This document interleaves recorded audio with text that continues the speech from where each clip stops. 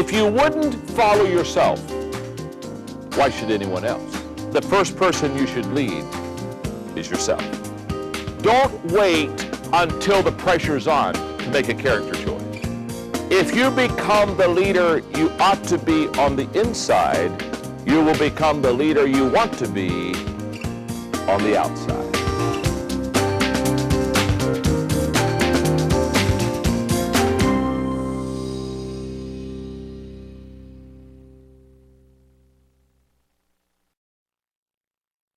The fifth quality of a leader.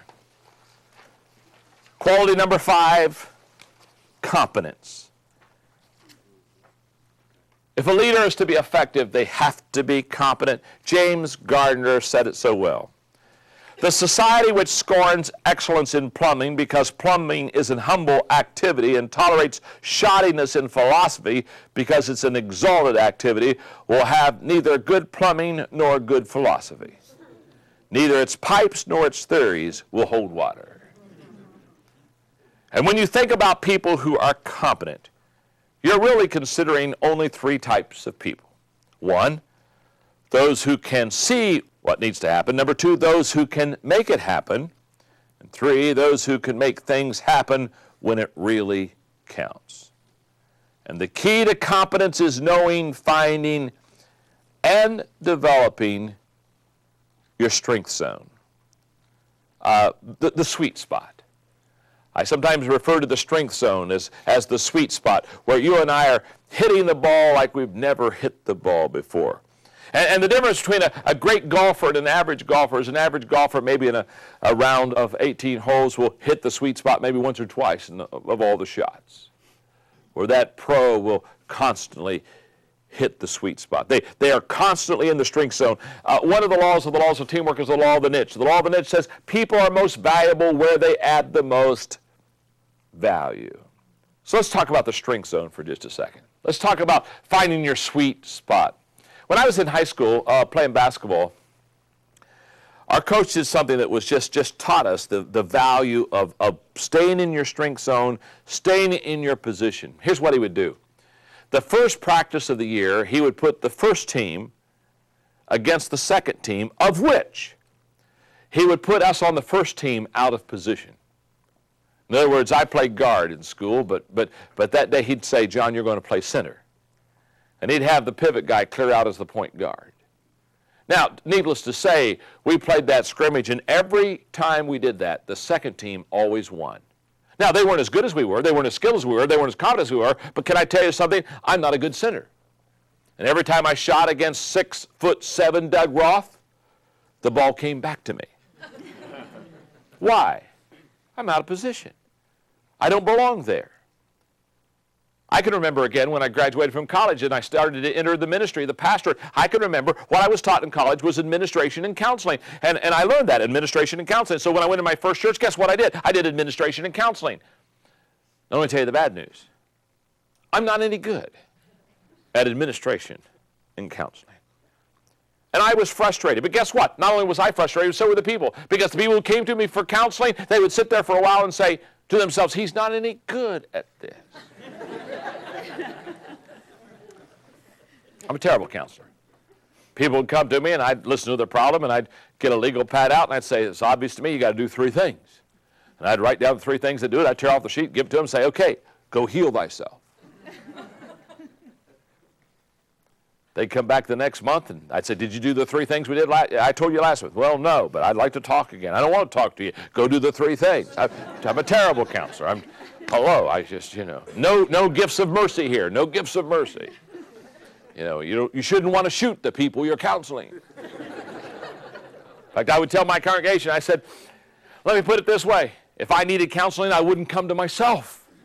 Don't come to me. Now, you see, it was a horrible thing for the first year and a half because what was I doing? I was in my weak zone instead of my strength zone. I was doing things that I wasn't any good at. Now, it was a happy day for me when I realized that I shouldn't be counseling people. It was wearing me out. It was wearing them out. I was losing energy. And then one day when I realized instead of counseling people, which is working on the weak areas, start equipping people, which is working on their strength areas. And the moment I got on the equipping side, oh, happy day. Now I've got energy. Now I'm clicking. Now I'm doing good. All of a sudden the church is growing. Why? Because I'm in my strength zone instead of my weak zone. Now what I want you to know is this. To be competent, which is the quality we're talking about, to be competent, you've got to stay in your strength zone, not in your weak zone. So let me give you some competence comments. Number one, very simple. People don't pay for average. So quit liking it so much. People don't pay for average. See, if you're average in something, and from a 1 to a 10, you're a 4, and you say, well, I'm going to work on that weakness, I'm a 4, you're only going to get to be a 5 or maybe a 6, which is still going to be average, and you don't want to be average because people don't pay for average. You don't pay for average. I don't pay for average. We don't look at our wife after a hard day's work and say, hey, babe, let's go to an average restaurant. Oh, that would be fun, wouldn't it? Oh, yeah. Woo, an average restaurant? And we get there and the hostess starts to seat us at the table. We say, oh, excuse me, don't give me the table by the lake. I don't want to look out of the lake. And no, just give me an average table. I'll take the one over in the dark corner here. And by the way, as you're seating us, do you have an average waiter? Don't give us your best waiter. Oh, my goodness. Bring us one that they'll come and listen to us and take the order, and they'll come back and bring the food, and half of it's wrong. They'll say, oh, I'm so sorry, excuse me, but another 45 minutes will bring you the right thing. Bring me an average waiter. And when the average waiter comes, we don't say, by the way, we don't want to know what's special in this restaurant. We don't want to make what's good about this restaurant. Give us something. We'd like to order something nobody else has ordered all day. You don't go to that. You don't do that. People don't go to an average waiter and have an average meal at an average restaurant, an average table, and get all excited. You don't walk out of that place and say, oh, I am pumped. That's one of the finest experiences I've ever had in an average place. And you don't look at your spouse and say, oh, let's go to an average movie. You know, not one that our friends are talking about, not one that's really good. Let's go to one that nobody's seen. I mean, the good news about going to an average movie is there's all kind of space. You can get your popcorn, your drink, and just lay there and watch that sucker. No. People don't pay for average, so quit falling in love with it. You got to stay in your strength zone. If you stay working on your weaknesses in the skill level, you will never be more than average. And that's not competence. Number 2, character cannot replace competence. Now, we've talked about the wonderful quality that character is in a leader. But what I want you to understand is a lot of people, they'll say, well, I know that they're not a good leader, but they have good character. No. You have to have character and competence. It's not either or. It's both and. Never substitute one for the other. And number 3, keep improving. Keep improving. Willa Foster said, it's in your notes, quality is never an accident. It is always a result of high intention, sincere effort, intelligent direction, and skillful execution. It represents the wise choice of many alternatives. Andy Stanley, again, the next generation leader. The following questions are designed to help you discover your core competencies. Take a few minutes to do some personal evaluation. You might find it helpful to take a few notes as you work through this list. And I want to encourage you, as I'm going to read them to you right now, this is your homework assignment. When you're done with this lesson, just shut it down and go through what Andy has so beautifully prepared for us that will help you to stay in your strength zone and go to the things that you're competent in. Questions such as, what do you do that is almost effortless from your perspective but seems like a daunting task to others? In other words, you do it and it just seems simple, but everybody says, how did you do that? Or, in what areas do people consider you the go-to person? Or, what do you enjoy about your current job? What do you wish you could delegate? What do you do that elicits the most praise and recognition of others? What environments do you look forward to working in? What environments do you avoid? What kind of advice do people seek from you? If you could focus more of your time and attention on one of 2 aspects of your job, what would they be? Those are great questions.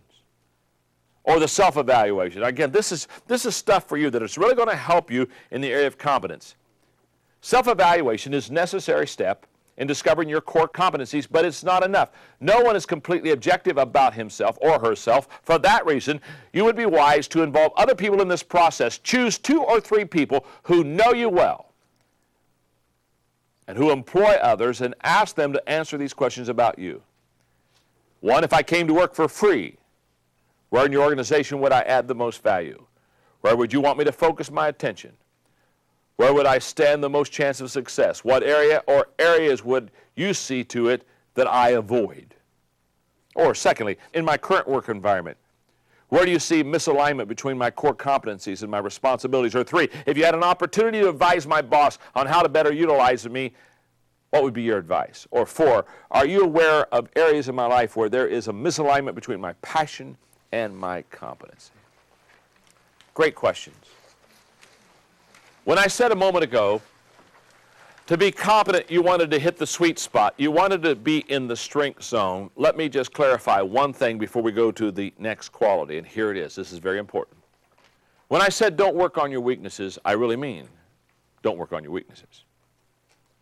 You're only going to be average if you stay in the areas of your weaknesses. But there are 2 weak areas that are not a skill set that you need to work on constantly, all the time. 1 is attitude. Always work on your attitude, because if your attitude's like my attitude, it always needs adjusting. Isn't that true? Always work on your attitude. That's not a skill set, by the way. That's an outlook. And secondly, self-discipline. The person that lacks self-discipline is a person that will never do what they should do and be effective.